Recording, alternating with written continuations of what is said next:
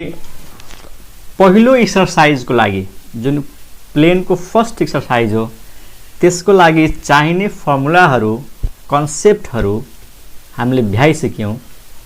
त्यसैले अब सुरु गर्छु फर्स्ट एक्सरसाइज जुन यो बुकमा दिएको छ। मसँग जुन बुक छ त्यसको एक्सरसाइज हो 2A यानी सेकेन्ड च्याप्टरको फर्स्ट एक्सरसाइज। तिमीहरू पनि बुक लिनु। यो बुकको राइटर हो बीसी बज्राचार्य र वाईआर स्थापित।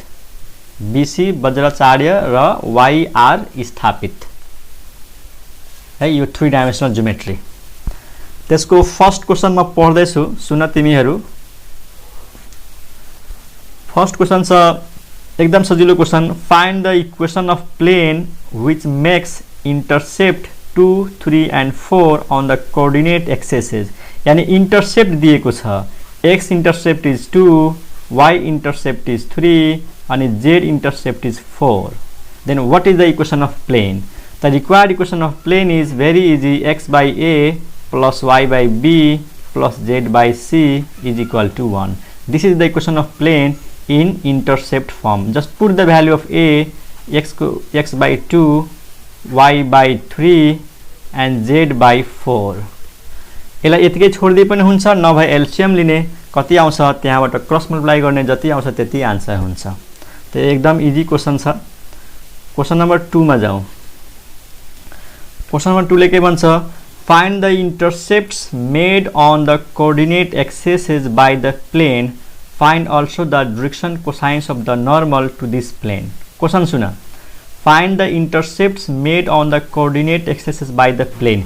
यानी एउटा प्लेन दिएको छ x plus 2y minus 2z is equal to 9। यो प्लेन को इक्वेसन दिएको छ अनि हामीलाई के सोधेको छ? फाइन्ड द इंटरसेप्ट, मतलब a को भ्यालु, b को भ्यालु र c को भ्यालु सोधेको छ।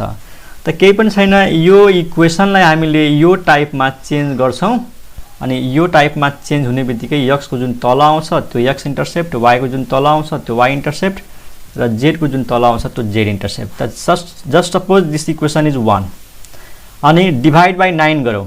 त 9 ले डिवाइड गर्दाखेरि यो हुन्छ x बाइ 9, यो हुन्छ 2 into y बाइ 9 अनि minus 2z by 9 is equal to 1। यसलाई अझै हामी यसरी चेन्ज गर्छौं, x बाइ 9 अनि y upon 9 by 2 plus z upon minus 9 by 2 is equal to 1। यो x plus 2y minus 2z equal to 9 थियो। 9 ले डिवाइड गर्ने, तर y मात्रै हुनु पर्यो त्यहाँ त y सँग त 2 थियो। यो 2 लाई कहाँ ल्याउनु पर्यो? 9 को तल। अनि यहाँनिर माइनसलाई पनि हटाउनु पर्यो, त माइनसलाई तल लैजाने अनि यो 2 लाई पनि हटाउनु पर्यो, 9/2 गर्दिने। भनेपछि यो कुन फर्ममा आयो त? यो आयो यो फर्ममा, x by a plus y by b plus z by c is equal to 1।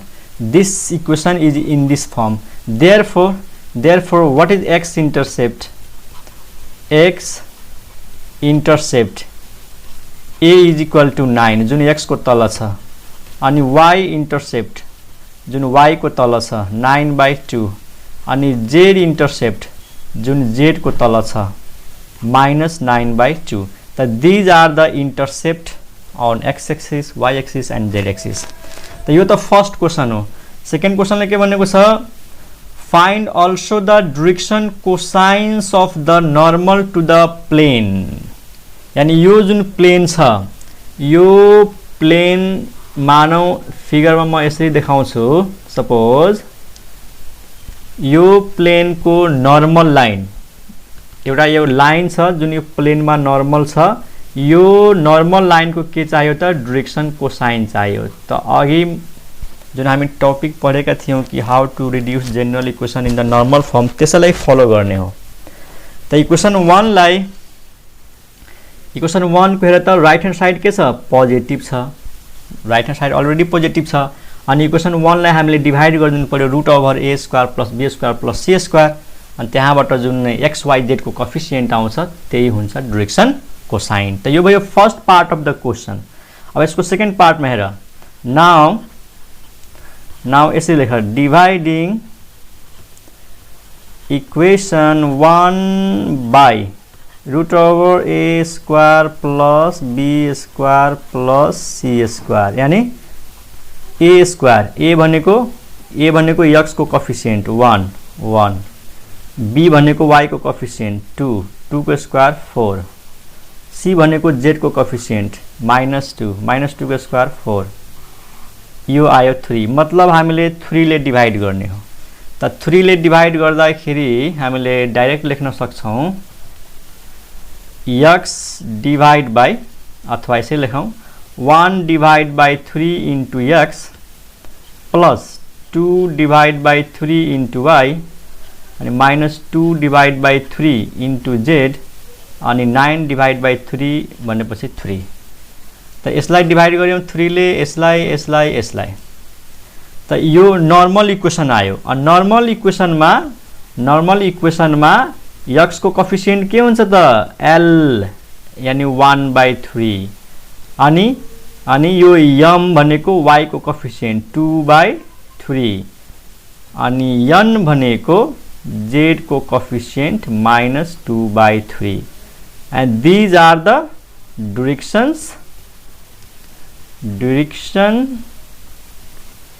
cosines of the normal to plane। Plane मा जुनसुकै लाइन नर्मल होस् त्यसको डाइरेक्सन कोसाइन भयो। ठीक छ, हुन्छ है त। अब नेक्स्ट क्वेशनमा जाउँ। नेक्स्ट क्वेशन त तिमीहरू आफै गर्न सक्छौ, यो हिन्ट्स मात्रै दिन्छु किनकि यस्तो क्वेशन हामीले एक्जाम्पलमा गरिसक्यौं। म क्वेशन पढ्छु, ध्यानले सुन जोसँग बुक छैन। If the axes are rectangular find the length and the direction cosines of the normal from origin to the plane। एकदम सिमिलर क्वेशन छ। एउटा प्लेन को इक्वेसन दिएको छ 6x - 3y + 2z = 14, अनि भनेको छ length and the direction cosines of the normal from origin to the plane, यानी थाहै छ ओरिजिन बाट दिएको जुन प्लेन छ प्लेन सम्मको यो लेंथ अफ नर्मल कति हुन्छ, यानी p को भ्यालु कति, यानी हामीले के सोधेको छ p को भ्यालु के, अनि डाइरेक्सन को साइन सोधेको छ कसको, नर्मल को l को भ्यालु, m को भ्यालु र n को भ्यालु। त यो तिमीहरू मजाले गर्न सक्छौ। Right hand side already positive छ, डिभाइड गर्देऊ रूट ओभर 6 को स्क्वायर -3 को स्क्वायर 2 को स्क्वायर। त्यही हो मैले जुन अघि एक्जाम्पल गराएको थियो त्यही एक्जाम्पल एक्ज्याक्टली, साइन मात्रै फरक छ, एक्स वाई जेड को कोफिसिएन्ट फरक छ। त के गर्ने,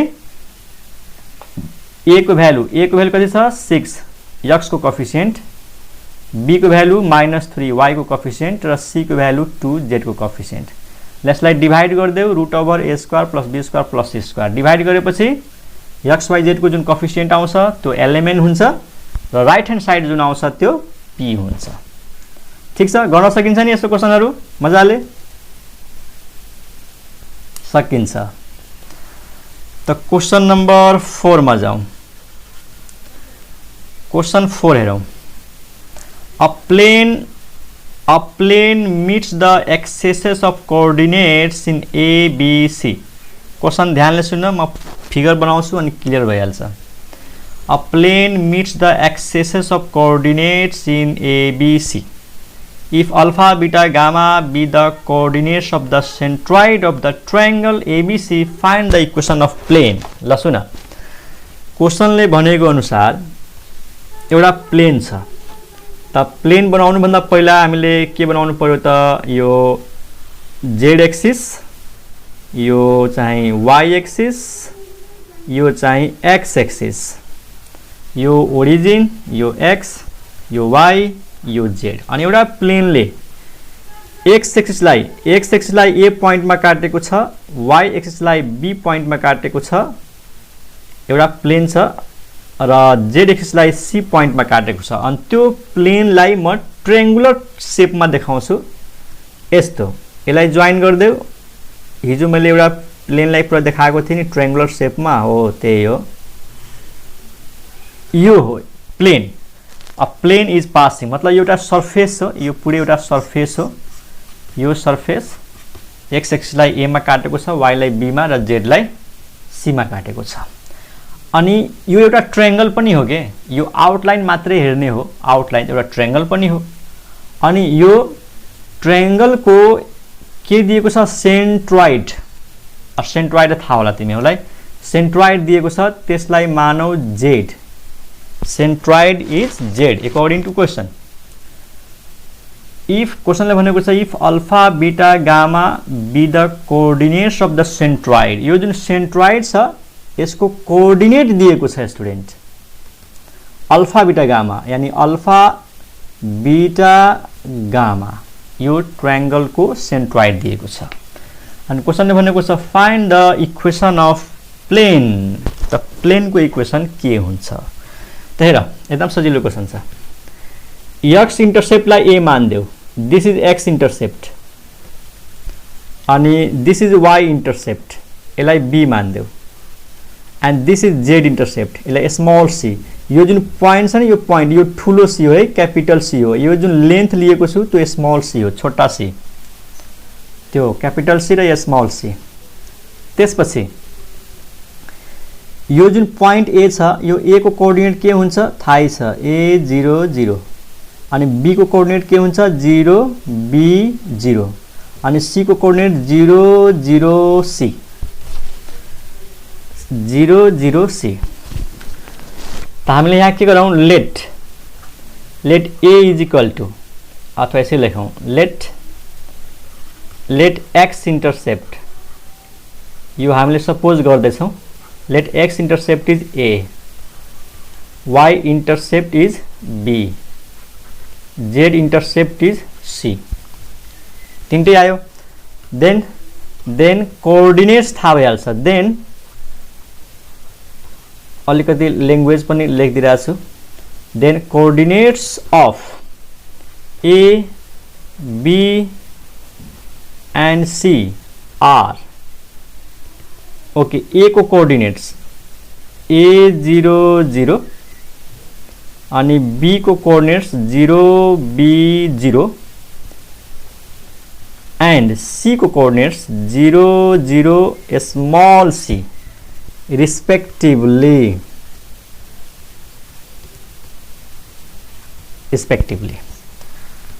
अनि क्वेश्चन में दिएको छ अल्फा बीटा गामा के हो त सेन्ट्रोइड हो।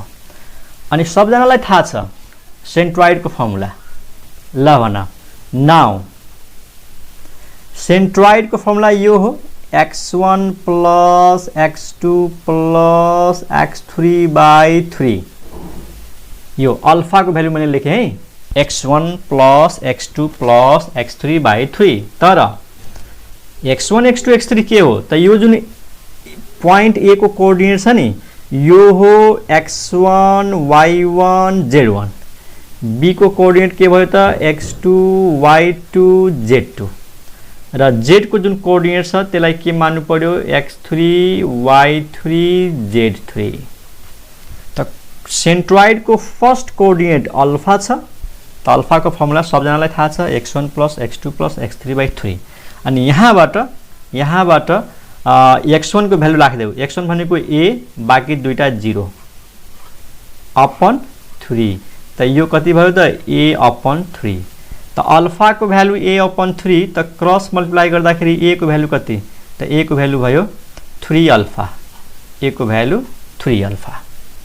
किनकि हामीलाई x इंटरसेप्ट थाहा छैन के।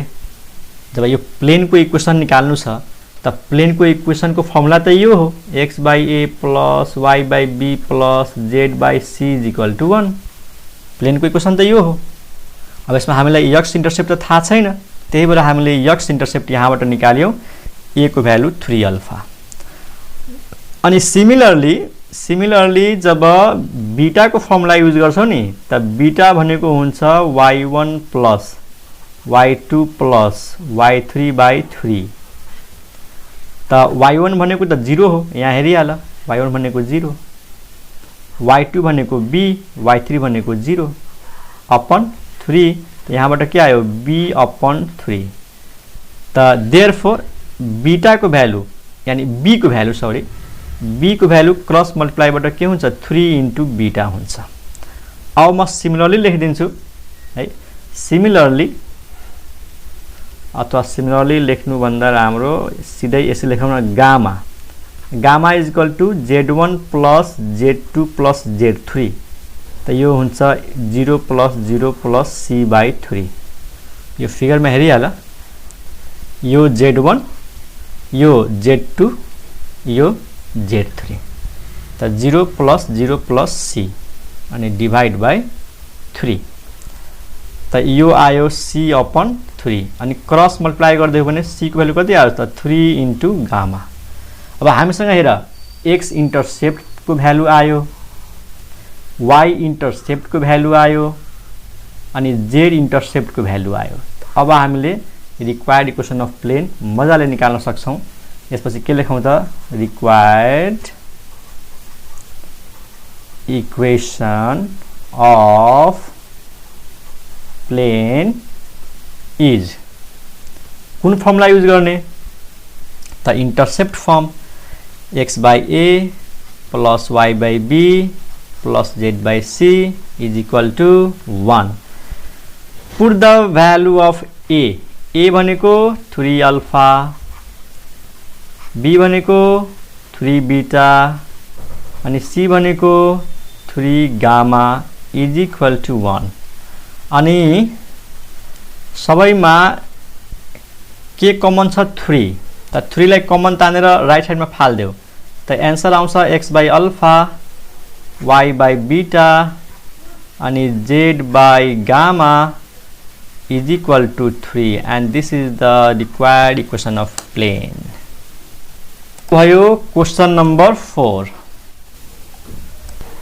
ओके स्टूडेंट्स, क्वेश्चन नंबर 5 हेरौँ त के भन्छ। Find the equation of plane containing the lines through the origin with direction cosines proportional to 2, 1, -2 and 5, 2, -3। यानी एउटा प्लेन को इक्वेसन निकाल्नु छ। त यो फिगरमा हेर, यो येल्लोले मैले देखाएको छु, यो प्लेन हो। यो ठीक छ, यो प्लेन। यो प्लेनले के गर्छ त, containing the lines through the origin, यानी केही लाइनहरु कन्टेन गर्छ अनि जुन चाहिँ ओरिजिनबाट पास हुन्छ। त यो फिगरमा हेर त, यो दुईटा लाइन देखाइएको छ, यो दुईटा लाइन ओरिजिनबाट पास हुन्छ। त यो प्वाइन्ट जुन छ यो ओरिजिन भयो, ओरिजिन 0 0 0। ठीक छ, यो दुईटा लाइन ओरिजिनबाट पास हुन्छ। अनि अरु के भनेको छ, with direction cosines proportional to, यानी यो जुन दुईटा लाइन छ यिनीहरुको डाइरेक्सन कोसाइन योसँग प्रोपोर्शनल छ। यानी एउटा लाइन जस्तै मानौ यो लाइन हो, यो लाइनको डाइरेक्सन कोसाइनहरु 2, 1 र -2 सँग प्रोपोर्शनल छ। तर डाइरेक्सन कोसाइन्स केसँग प्रोपोर्शनल हुन्छ, डाइरेक्सन रेशियो सँग। त्यसैले यो के हो त, डाइरेक्सन रेशियो हो। कसको, यो लाइनको 2, 1, -2 are the direction ratios of this line. अनि अर्को जुन लाइन छ त्यसको डाइरेक्सन कोसाइनहरु योसँग प्रोपोर्शनल छ। त यो पनि के भयो, डाइरेक्सन रेशियोज भयो यो लाइनको 5, 2, -3। त समग्रमा हामीले के बुझ्ने कि एउटा प्लेन छ, यो प्लेन दुईटा लाइनबाट पास भएको छ। अनि त्यो दुईटा लाइन फेरि कहाँबाट पास भएको छ, ओरिजिनबाट। अनि त्यो दुईटै लाइनको डाइरेक्सन कोसाइन्सहरु यिनीहरुसँग प्रोपोर्शनल छ। त डाइरेक्सन कोसाइन्स जब कुनै नम्बरसँग प्रोपोर्शनल हुन्छन् त त्यो नम्बरहरु के हुन्छन् त, डाइरेक्सन रेशियोज हुन्छ। So 2, 1, -2 are the direction ratios, not direction cosine. ठीक छ, अनि यो पनि डाइरेक्सन रेशियो छ। त what is the equation of plane. त यहाँनेर हामीले यसरी सुरुवात गरौँ। इक्वेसन अफ प्लेन यहाँनेर यसरी लेखौँ, equation of plane passing through origin, passing through origin is। अब जब यो दुईटा लाइन नै ओरिजिनबाट पास भएको छ त यो प्लेन पनि त ओरिजिनबाट पास हुन्छ। त ओरिजिनबाट पास हुने प्लेनको इक्वेसन यस्तो हुन्छ, ax plus by plus cz is equal to 0। याद गर, जेनरल इक्वेसन अफ प्लेन यस्तो हुन्छ, ax plus by plus cz plus d equal to 0। यो हो जेनरल इक्वेसन अफ प्लेन। तर यो त ओरिजिनबाट पास भएको छ। ओरिजिनबाट पास भएको छ भने x को भ्यालु 0 राख, y को भ्यालु 0 राख अनि z को भ्यालु 0 राख।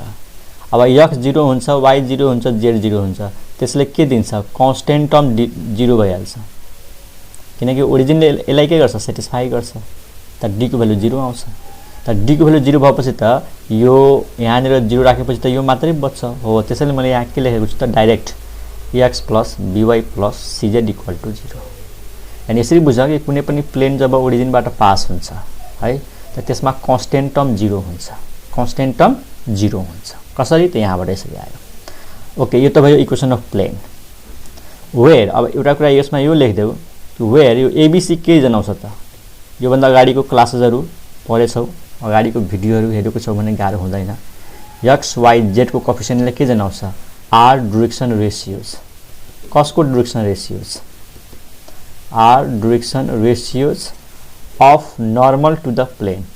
यानी त्यो लाइन जुन यो प्लेनमा नर्मल हुन्छ त्यसको डाइरेक्सन रेशियोज हुन्छ। त where a b c r direction ratios of normal to this plane. अब त्यो नर्मललाई फिगरमा देखाउन सकिन्छ, गाह्रो कुरा भएन। कसरी देखाउने त हेर, यसलाई यसरी देखाउँ। एउटा लाइन ड्र गर जुन यो प्लेनमा के हुन्छ त नर्मल होस्। जस्ट सपोज लाइक दिस, यसरी यो प्लेनमा के छ? नर्मल छ, यसरी। ओके, यो हो नर्मल टु द प्लेन। अनि यसको डाइरेक्सन रेशियो के हो? a b c। सीधा यो प्लेनमा ठाडो छ पुरै यो। ओके, यो त भयो। अब ध्यान देऊ त एकछिन, यो लाइन र यो लाइनको बीचमा के रिलेसन छ?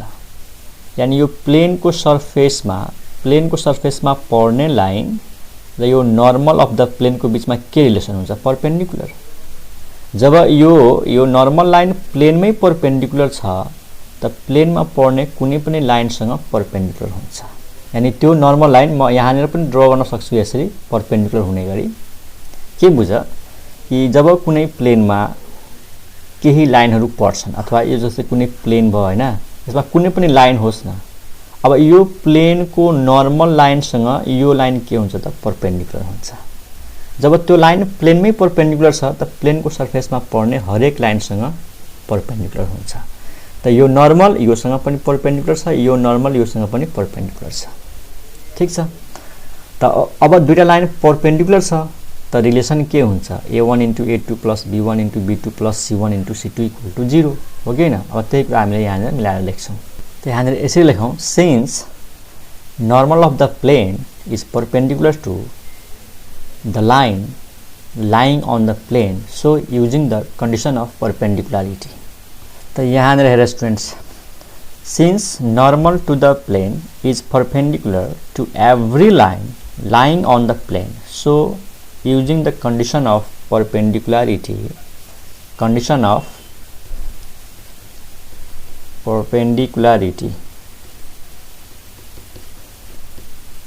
we get, मतलब मैले के भने कि यो नर्मल लाइन यो प्लेनको कुनै पनि लाइनसँग परपेन्डिकुलर हुन्छ। त परपेन्डिकुलरिटीको कन्डिसन के हो? जब दुईटा लाइन परपेन्डिकुलर हुन्छ त म फर्मुला पहिला लेखिदिन्छु कि यो हुन्छ formula a1 * a2 + b1 * b2 + c1 * c2 = 0 हुन्छ। यो कन्डिसन अफ परपेन्डिकुलरिटी हो है। एन्ड दिस इम्प्लाइज अब a1 b1 c1 यसलाई मान्दियौ, यो 2 1 र -2 लाई a1 b1 c1 मान्दियौ र a2 b2 c2 भनेको abc लाई मान्दियौ, किनकि यो नर्मल र योसँग परपेन्डिकुलर छ।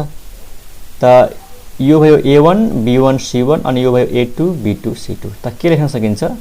2 * a + 1 * b + -2 * c। बुझ्यौ नि?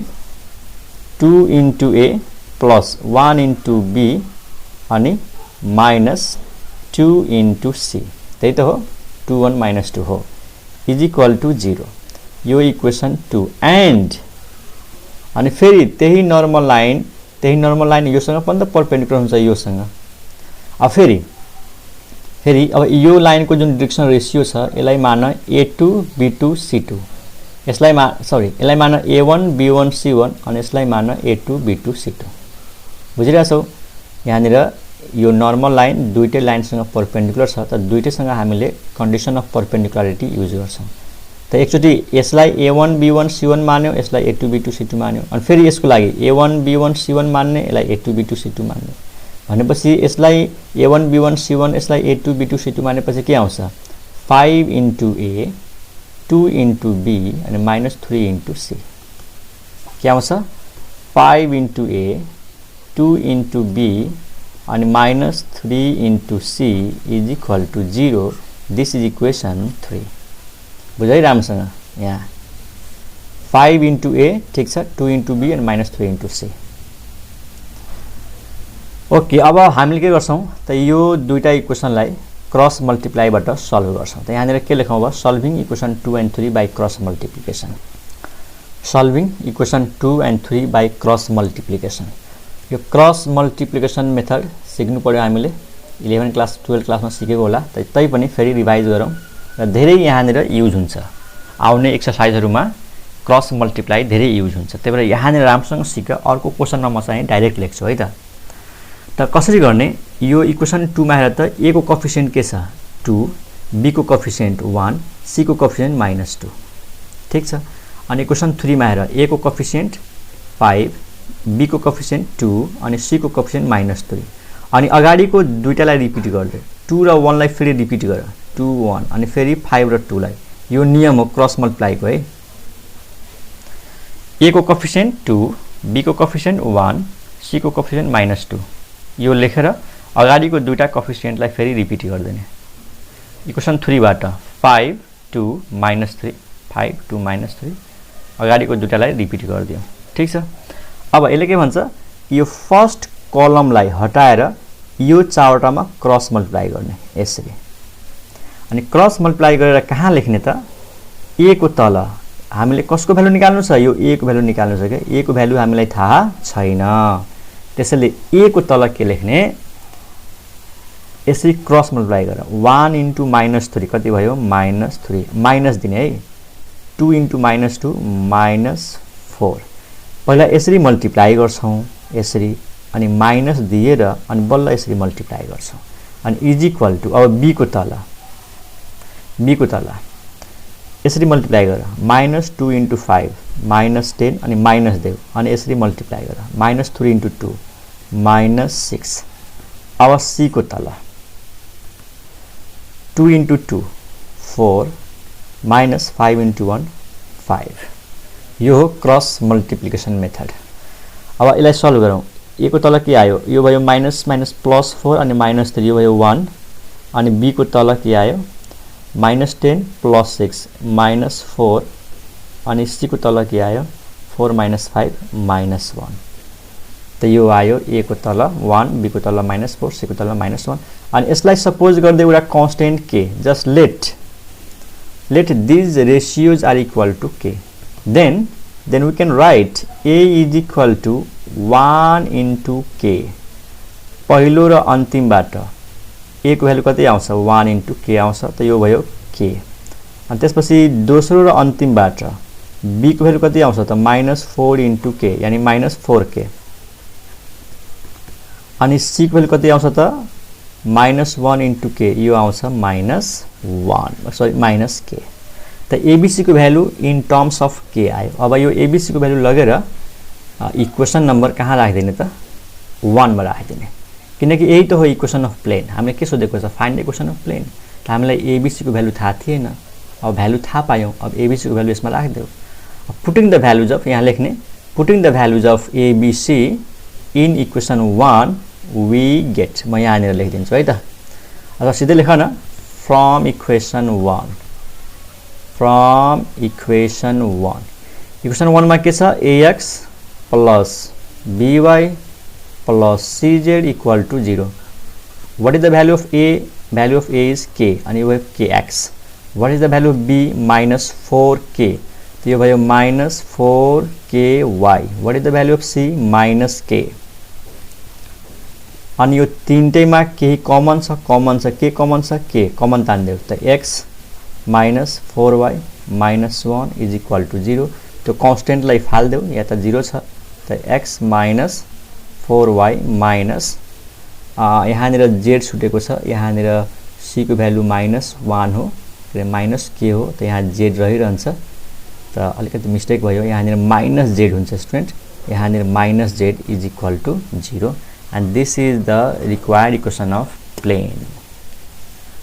त यसमा हामीले धेरै कुराहरू सिक्यौं कि के कुराहरू सिक्यौं कि रिभाइज गर्दियौं कि प्लेनको नर्मल प्लेनको सर्फेसमा पर्ने हरेक लाइनसँग परपेन्डिकुलर हुन्छ अनि प्लेनको जुन नर्मल लाइन छ यसको डिरेक्सन रेशियोजहरू यसैबाट थाहा पायौं x को कोएफिसिएन्ट y को कोएफिसिएन्ट र z को कोएफिसिएन्ट अनि एकचोटि हामीले यो नर्मल लाइनले यो प्लेनसँग परपेन्डिकुलरको कन्डिसन युज गर्दियौं त्यसलाई a1 b1 c1 मान्यौ a2 b2 c2 मान्यौ अनि कन्डिसन अफ परपेन्डिकुलरिटी के हुन्छ a1 * a2 b1 * b2 c1 * c2 त्यहाँबाट के आयो 2 * a + 1 * b - 2 * c फेरि त्यही नर्मल लाइन यो लाइनसँग पनि परपेन्डिकुलर हुन्छ त फेरि यसलाई a2 यसलाई a1 b1 c1 यसलाई के मान्नु a2 b2 c2 अनि कन्डिसन अफ परपेन्डिकुलरिटी युज गरेपछि 5 * a + 2 * b - 3 * c अनि त्यो दुईटै इक्वेसन्सलाई हामीले क्रस मल्टिप्लाईबाट सल्भ गर्यौं क्रस मल्टिप्लाई कसरी गर्यौं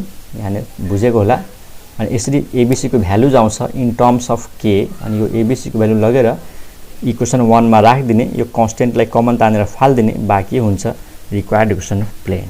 त यो क्रस मल्टिप्लिकेसन मेथड आउने एक्सरसाइजहरुमा धेरै युज हुन्छ त्यही भएर बुझेको छैन भने यसलाई रिपिट गरेर हेर्नु है। अब हामीले नेक्स्ट क्लासमा नयाँ टपिक सुरु गर्छौं यसमा यति राखौं। Okay bye bye.